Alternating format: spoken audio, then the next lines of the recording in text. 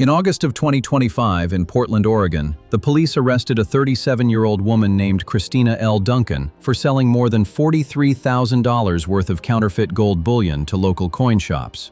The bars looked perfect, the weight felt right, the stamps were authentic. Most of the dealers she sold to didn't catch it until later. In January of 2026, a guy in Texas bought a 1-ounce gold bar from Costco, took it home, ran one simple test, and discovered the bar was only 4% gold. 4%. He had just spent over $3,000 on a brick of tungsten with a gold sticker.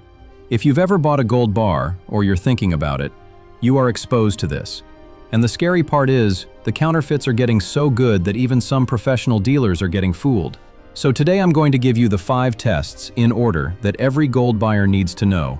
From the free ones you can do at home with stuff in your kitchen, to the one piece of equipment that catches the tungsten core bars even the magnet test misses.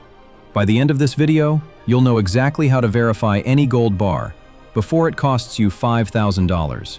Quick note before we dive in, nothing on this channel is financial advice. We're covering the news, the data, and the history. Everything you watch is for educational purposes only. With that said, here we go. Counterfeit gold isn't new. People have been faking it for thousands of years. But 3 things have changed in the last decade. 1. The technology to make fakes has gotten dramatically better. China-based metallurgy shops can now produce tungsten core bars with real gold electroplating that passes basic visual inspection. Same weight as real gold, same color, same density to within a hair. 2. Gold has tripled in price since 2018, so the financial incentive to fake it has tripled too. A 1-ounce bar that cost $1,200 in 2018 costs over $3,300 today. 3. Online marketplaces have made it incredibly easy to sell counterfeits to retail buyers who don't have testing equipment. eBay, Facebook Marketplace, even some major retailers including Costco, which sold its first batch of fake bars to a consumer that returned them only after testing.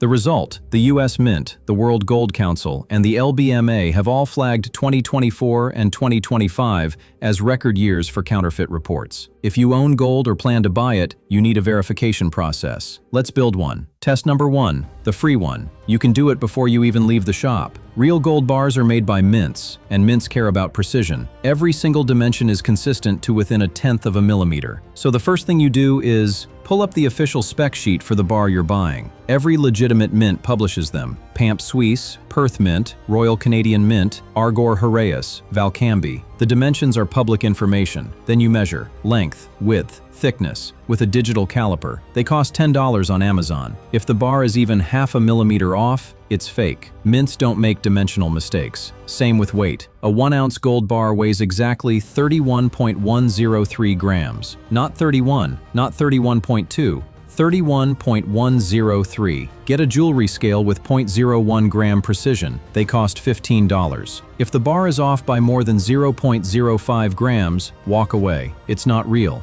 or it's been tampered with. This test alone catches the cheap fakes, the brass ones, the lead cord ones, the pressed foil ones from eBay. About 60% of counterfeits fail at this stage, but the smart ones get past it. So we move to test 2. Test number 2, free, takes 5 seconds. Gold is not magnetic, neither is silver, copper, or aluminum. But the cheap fakes, the ones with iron, steel, or nickel cores, those are magnetic. So if you have a strong neodymium magnet, hold it near the bar. If the bar pulls toward the magnet at all, fake. Doesn't matter how small the pull is. If the bar sticks, definitely fake. Now there's a more advanced version of this test. You hold a powerful magnet on the edge of a tilted smooth surface and slowly slide a real gold bar past it. Real gold is diamagnetic, which means it actually creates a tiny opposing magnetic field. You can feel it dragging slightly. The bar slides slower than it should. If the bar slides at the speed gravity says it should with no drag at all, possibly fake. If it sticks at any angle, definitely fake. The magnet test catches another 20% of counterfeits. Now we're at about 80% of fakes filtered out. But the dangerous ones, the tungsten core ones, they don't react to magnets either, so we have to go further.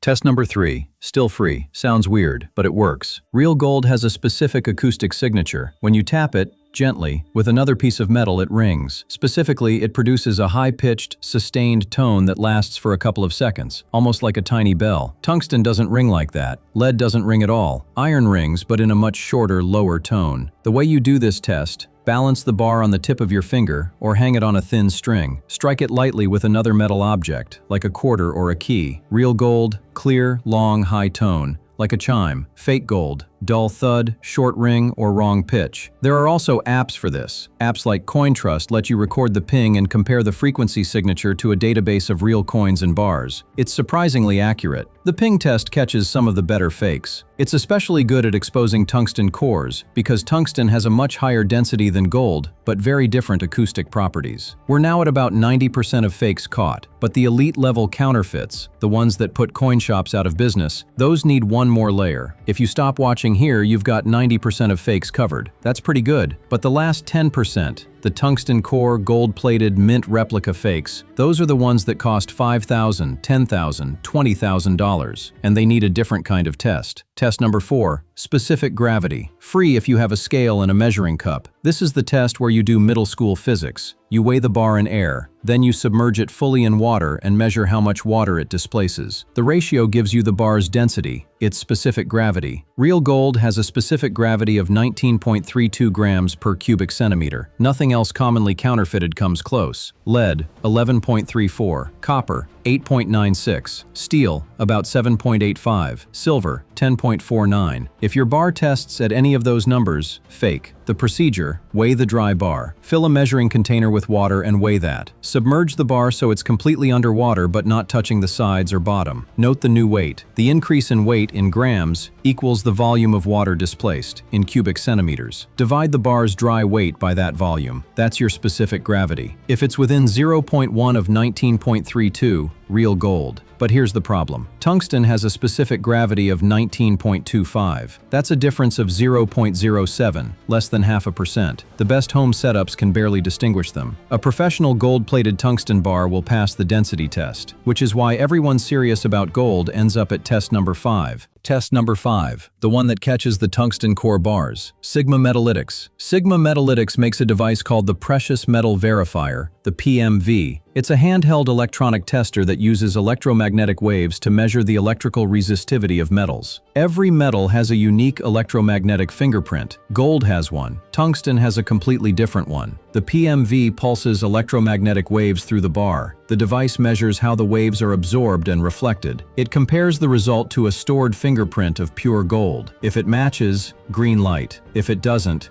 red light. Doesn't matter how good the plating is. Doesn't matter how close the density is. Tungsten cores cannot fool it. The PMV Pro retails for about $1,899. The basic model is closer to $1,300. That sounds expensive, but think about it like this. If you're going to buy a single 1-ounce gold bar, call it $3,300, and there's any chance it could be tungsten, the PMV pays for itself the first time you catch a fake. This is why professional dealers all use them. Some pawn shops too. Some serious collectors and stackers buy one and split the cost with 2 or 3 friends. And there's a free consumer-level alternative for some bars. PAMP Suisse manufactures a service called Veriscan. It's an app that uses your phone camera to scan the unique microtexture on the surface of a PAMP bar. PAMP keeps a database of every bar's microtexture from the factory. If the scan matches, the bar is verified authentic. If it doesn't match, fake. Only works for PAMP bars. But if you only buy PAMP, it's a powerful free layer. So let's put this together as a protocol. Here is exactly what you do every time you buy a gold bar. Step 1. Before you hand over any money, measure dimensions and weight with a digital caliper and a precision scale. Verify against the Mint's published spec sheet. Step 2. Magnet test. Pass. Step 3. If the seller will let you, ping test. Record the audio if needed. Verify with an app. Step 4. If you can take it home before paying, or if you can borrow the bar long enough to do this, specific gravity test in water. Step 5. If you own more than a few $1,000s in gold, or you're a serious stacker, buy or borrow a Sigma Metalytics PMV. Test every bar you buy. Then test every bar you sell before you sell it, so you never accidentally pass on a fake. 2 more pieces of advice that nobody talks about. 1. Buy from the LBMA approved Good Delivery list, or from established mints with published serial numbers. The big 4 for retail are PAMP Suisse, Perth Mint, Royal Canadian Mint, and Valcambi. 2.